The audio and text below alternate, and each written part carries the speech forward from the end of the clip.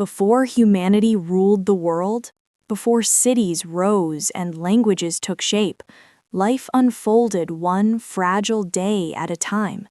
Survival was not guaranteed, and existence depended on awareness, restraint, and memory.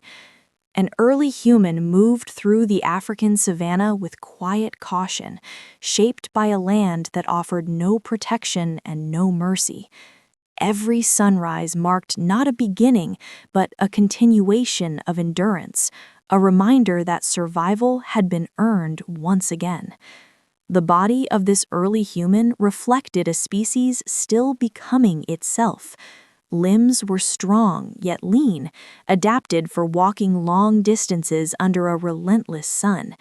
Skin darkened by generations of exposure absorbed the heat, while sweat cooled the body in motion.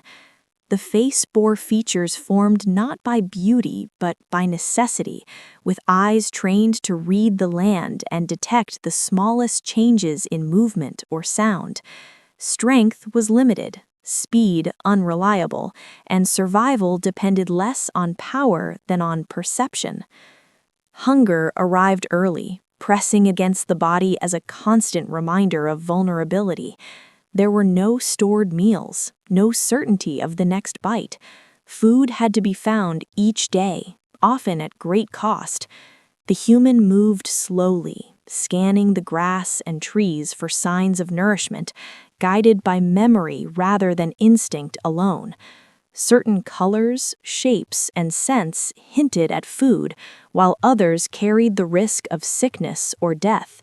Knowledge was not written or spoken, but learned through careful observation and remembered through survival. A fruit hung low among the leaves, its color standing out against the dry landscape. The human approached carefully, aware that even nourishment could be dangerous.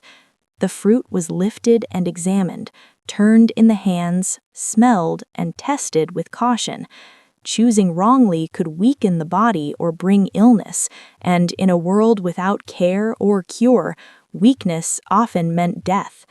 Intelligence at this stage was not invention or creativity, but restraint.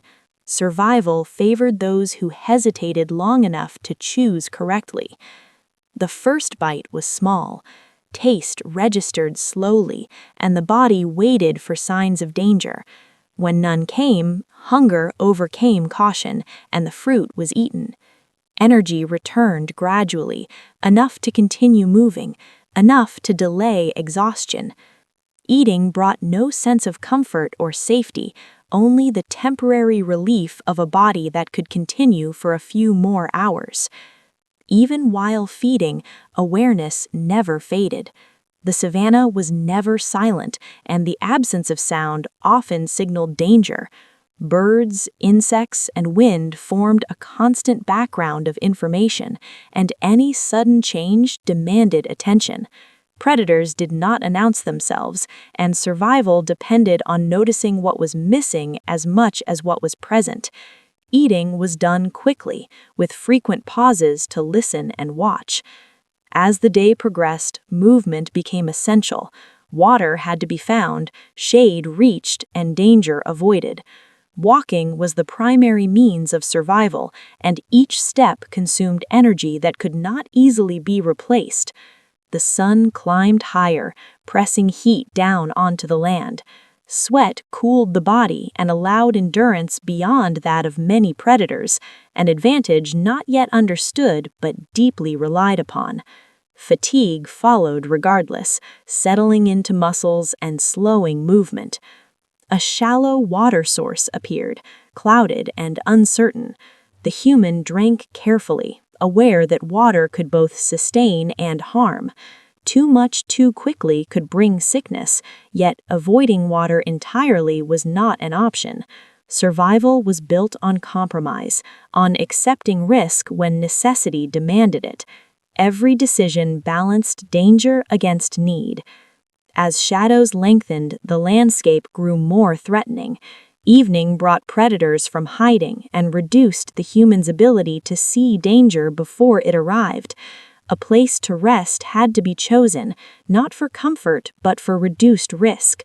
There were no shelters, only tall grass, trees, and stones that might offer a moment of concealment. Safety was never complete, only relative. Darkness arrived quickly, transforming the land into an unfamiliar world. Sounds multiplied and movements were sensed rather than seen. The human remained still, breathing shallowly, listening for signs of approach. Sleep came in fragments, interrupted by fear and awareness. Rest was incomplete, but endurance was learned through nights like this, when survival depended on patience rather than action.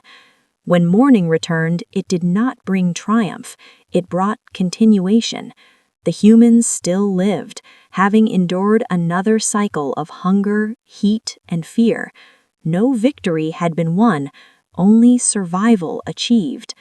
From countless days like this, repeated over generations, humanity slowly emerged, not through destiny or dominance, but through endurance, memory, and the fragile persistence of life in a world that never promised safety.